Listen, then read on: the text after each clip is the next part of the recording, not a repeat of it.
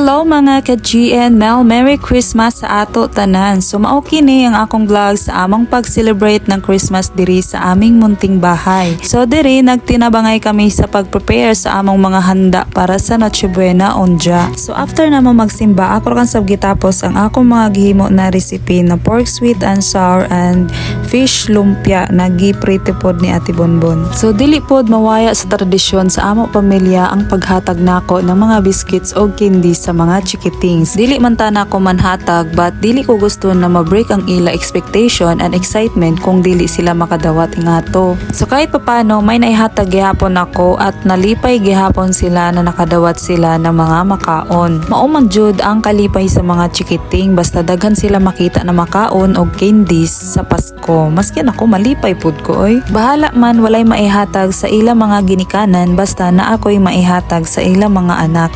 Malipay na pod na sila.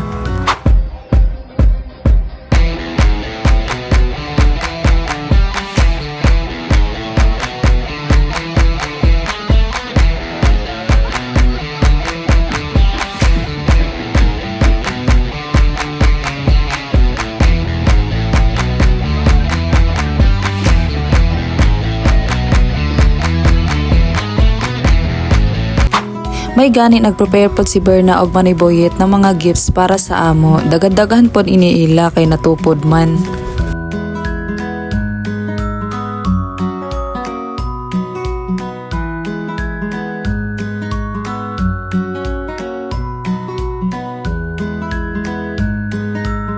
Og nanhatag sabang amo bunso ng mga gifts para sa kan mama, sa amo tanan magsuon apil pod ang mga bana. Murag dako-dako manggali ang bonus ani ba. O nagpailag po si Jan ng mga makaon, mga candy sa mga bata para po bibo. Bahala man waya amo mga parlor games ko man natuig, at least bibo gihapon ang tanan. Og waya pod makalimot ang amo isa ka igsuon sa Manila og sa iyang partner na naghatag ng tinag 100 sa mga pagumangko namo. Gikan sa gagmay hangtod sa dagko.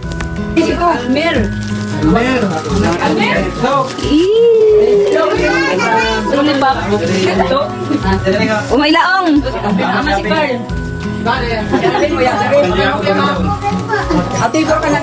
Umarin ng kapitan na apil ang paglindi sa ayuda.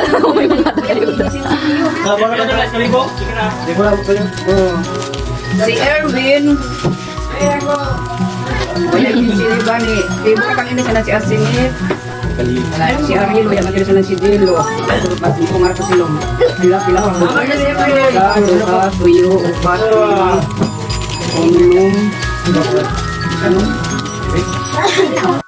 Pagbilang pa lamang sa listahan, grabe na jud kadaghan sa apo ni Mother. Napajoy madugang puhon.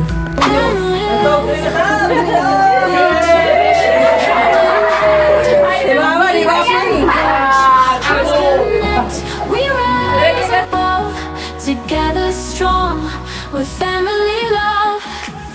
Life